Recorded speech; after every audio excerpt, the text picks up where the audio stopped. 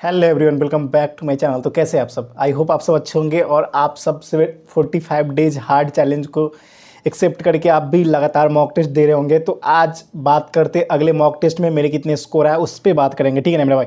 देखो, आज का मॉक टेस्ट थोड़ी सी सिली मिस्टेक मेरे से हुई, ठीक है ना। कुछ कुछ क्वेश्चन जो जीके के मुझे नहीं आ रहे थे, ठीक है ना, और कुछ मिस्टेक मैंने इंग्लिश में कर दी, ठीक है ना।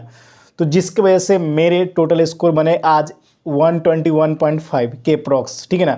और स्क्रीनशॉट लेके दे दूंगा, ठीक है ना। 121.5 मेरे मार्क्स बने, रॉ मार्क्स, ठीक है ना। तो मतलब कहने का अर्थात ये है कि अब जितने भी टेस्ट दे रहा हूँ सब में 120 प्लस आसानी से आ जा रहा है, ठीक है ना। और कल के मॉक में मेरे इससे भी अच्छे मार्क्स आए थे 132.5। लेकिन देखो, एक सिस्टम है ना भाई, कहीं कहीं पे आपका क्वेश्चन जब टफ हो जाता है, किसी किसी शिफ्ट में बहुत ज़्यादा हार्ड हो जाती है, तो उस शिफ्ट में नॉर्मलाइजेशन मार्क्स ज़्यादा मिलता है, ठीक है ना। तो थोड़े मोड़े मार्क्स वेरिएट होते रहते हैं 8 से 10 नंबर, उसके लिए टेंशन नहीं लेनी है, ठीक है ना। टारगेट अपना यही है, फिक्स है कि भैया मार्क्स कम नहीं करना है, ठीक है। 120 से ऊपर करना है, फिर धीरे धीरे करके 130 से ऊपर करना है। किसी किसी शिफ्ट में थोड़े बहुत कम बेसी होते रहते हैं, उससे ज़्यादा टेंशन नहीं लेनी है, ठीक है ना। तो आप सबके कितने स्कोर आए वो भी कमेंट सेक्शन में जरूर बताना मेरे भाई, ठीक है ना। बहुत सारे भाइयों ने कमेंट में मॉक टेस्ट का स्कोर शो भी किया, मुझे अच्छा लगा यार, ठीक है ना। आप सब कमेंट कर रहे हो, आप सब रिप्लाई दे रहे हो, ये बहुत अच्छी बात है, ठीक है ना। तो ऐसे ही लगातार 45 डेज आप लगे रहना मेरे भाई। आपके अंदर खतरनाक वाली ड्रास्टिक वाली चेंज नहीं है ना, तो फिर बाद में बोलना, ठीक है। तो मॉक टेस्ट को देखो कंप्लीट तो कर लिया यार, लेकिन एनालिसिस बहुत इंपॉर्टेंट है, ठीक है ना। हर एक मॉक टेस्ट के लिए बहुत सारे भाइयों का ये भी कमेंट है कि भैया आप मैथ्स और रीजनिंग में लगातार अच्छे स्कोर कैसे कर रहे हो। आज भी मेरे मैथ्स में 35 मार्क्स आए हैं, ठीक है ना। 40 में 2 क्वेश्चन गलत हो गए, रीजनिंग में 40 आउट ऑफ 40 आ गए, ठीक है ना। जीके में 26 नंबर और लिटरेचर सब्जेक्ट में थोड़ा सा कम आया, ठीक है ना। देखो, सुनो ध्यान से, एक चीज़ बताओ, सबसे इंपॉर्टेंट बात मेरे भाई। सबसे इंपॉर्टेंट है क्या आपको? देखो, सबसे इंपॉर्टेंट अगर आपके रीजनिंग में स्कोर करना 40 और 40, उसकी एक स्ट्रैटेजी वीडियो लाऊंगा मेरे भाई, ठीक है ना। बहुत खतरनाक वाली, जो इंपॉर्टेंट टॉपिक आपके हमेशा हमेशा गलती होते हैं ना। देखो, एक आध मिस्टेक कभी कभी हो जाता है, मेरे से भी, आपसे भी हो सकता है। 35 एक दो हो सकता है, 35 के से नीचे नहीं आना चाहिए रीजनिंग में। इतना गांठ मान लो भाई, उससे नीचे आ रहे हैं ना, फिर आप में प्रॉब्लम है। फिर आप अपने आप को देखो, ठीक है ना। एक आध दो क्वेश्चन चलता है यार, ठीक है ना, लेकिन उससे ज़्यादा नहीं होना चाहिए रीजनिंग में। रीजनिंग में कम से कम 18 क्वेश्चन तो सही होने ही चाहिए, चाहे जैसे भी हो जाए, एक आध दो को छोड़ के, ठीक है। इतने होना चाहिए। अगर उससे कम आ रहा है तो समझो आपको रीजनिंग पे काम करने की ज़रूरत है, ठीक है ना। अब किसी किसी भाई का 34 भी आ रहा हो, 33 आ रहा है, तो टेंशन ना लो, वो बढ़ जाएंगे। कभी कभी किसी में सिली मिस्टेक की वजह से हो जाता है, ठीक है ना। अगर किसी किसी भाइयों का 40 आउट ऑफ 40 लाना है तो संडे को, 3-4 दिन बाद मैं एक स्ट्रैटेजी स्पेशल वीडियो प्लान कर रहा हूँ, ताकि आप सबके सारे डाउट हो जाएंगे क्लियर, और साथ के साथ जिस कॉन्सेप्ट पे क्वेश्चन पूछे जा रहे हैं उसको कैसे टैकल करना है, ठीक है ना। चाहे आपका सिलोगिज्म वाला होगा, सिलोजिज्म वाला होगा, चाहे आपके सिटिंग अरेंजमेंट के होंगे, चाहे ब्लड रिलेशन के होंगे, चाहे सीरीज के होंगे, कैसे टैकल करना है, ठीक है ना। उसके बारे में चर्चा करेंगे और कैसे सॉल्व करना है अप्रोच, वो भी बताएंगे, ठीक है। अब देखो, एक चीज़ और, बहुत सारे भाइयों को मैथ्स को लेकर बहुत परेशान थे, ठीक है ना। मैथ्स का देखो, मैथ्स का एक ही उपाय है मेरे भाई। देखो, सबसे इंपॉर्टेंट होते हैं कॉन्सेप्ट, ठीक है ना। कि क्वेश्चन चाहे 1000 प्रैक्टिस कर लो, लेकिन अगर आपके कॉन्सेप्ट क्लियरिटी नहीं होंगे ना, तो फिर प्रॉब्लम क्रिएट होगा। और मैथ्स प्रैक्टिस का चीज़ है भाई। मान लो आपने 25 क्वेश्चन मॉक के लगाया, ठीक है ना, उसमें से आपका 20 ही नंबर आया, 25 नंबर आया, 30 नंबर आया, तो देखो एक चीज़ करते कि आप सब की उस क्वेश्चन को जाते हो ना, सीधा देखते हो कि भाई जो क्वेश्चन नहीं बना उसको सॉल्व करके, चाहे उसको रट्टाफिकेशन तो करने नहीं, उसको समझ के कर लेते हो, ठीक है ना। लेकिन बाकी क्वेश्चन पे आप ध्यान नहीं देते। जिस क्वेश्चन में आपको टाइम ज़्यादा लग रहा था, उस क्वेश्चन को भी 3-4 बार बनाना है, ठीक है ना। 3-4 बार प्रैक्टिस लगातार करनी है, ठीक है ना। मेरे भी 20 से 25 नंबर आते थे, अब 35, 36, 37.5, एक बार 40 भी आया, ठीक है ना। 40 एक ही बार आया, ठीक है ना, जितने मॉक ड्रिल, बाकी 35 प्लस तो बहुत सारे में आ चुके हैं।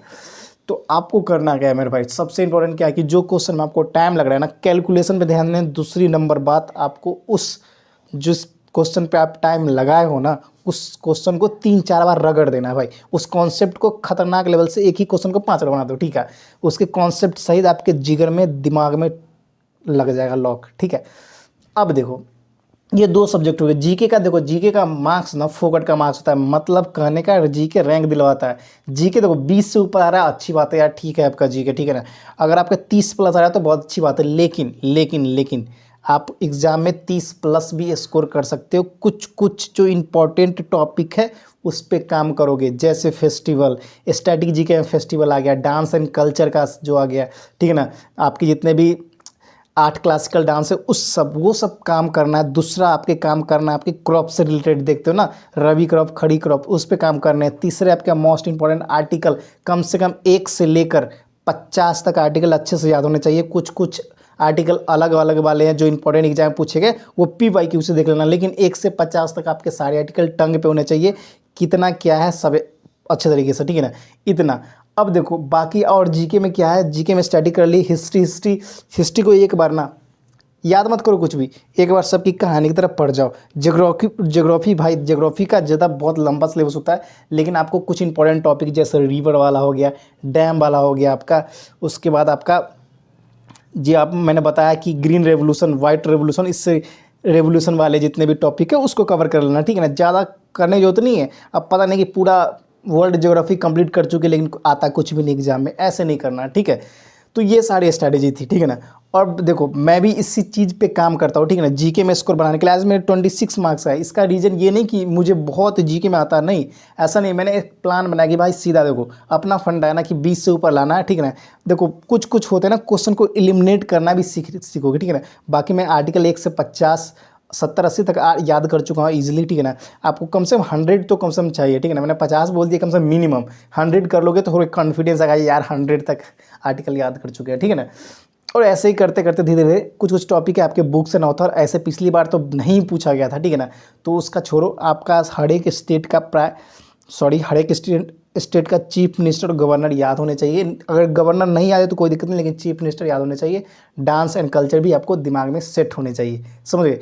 अब लास्ट में बात की आपकी लिटरेचर सब्जेक्ट, जी आपका इंग्लिश या हिंदी। देखो देखो मेरे भाई, मैं चाहूँगा तो हिंदी में देख के उससे ज़्यादा स्कोर कर सकता हूँ, लेकिन अपने आगे को अपने आप में इम्प्रूवमेंट लाना है, ठीक है। इम्प्रूवमेंट लाना है, इसकी वजह से मैं इंग्लिश से देता हूँ, जिसके कारण से थोड़े थोड़े स्कोर कम आते हैं, लेकिन उसको भी इम्प्रूव कर लूँगा। मैं थोड़े थोड़े से फंस रहा हूँ, कोई दिक्कत वाली बात नहीं है, वो हो जाएंगे, ठीक है ना।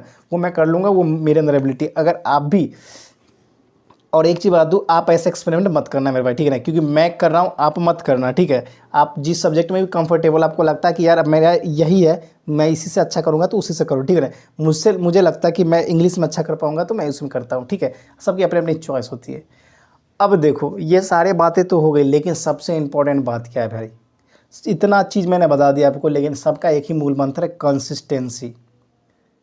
हर दिन, अगर देखो मैं ये नहीं बोलता कि 15-15 10-10 घंटा पढ़ो, लेकिन नहीं मेरे भाई, अगर आप हर दिन 5 घंटे भी पढ़ते हो ना तो रेगुलर पढ़ो, ठीक है ना। ये नहीं कि आज पढ़े कल छोड़ दिए। 8 घंटे ही पढ़ते हो तो रेगुलर पढ़ो। टाइम की ड्यूरेशन उसके बराबर होना चाहिए, उससे 90% कम से कम क्रॉस होनी चाहिए। अगर 10% माफ़ है, कोई भी 100% इफ़िशियंट नहीं होता है, लेकिन थोड़े मोड़े ऊपर नीचे चलेगा, लेकिन ये नहीं कि पूरा दिन ही खत्म हो जाए।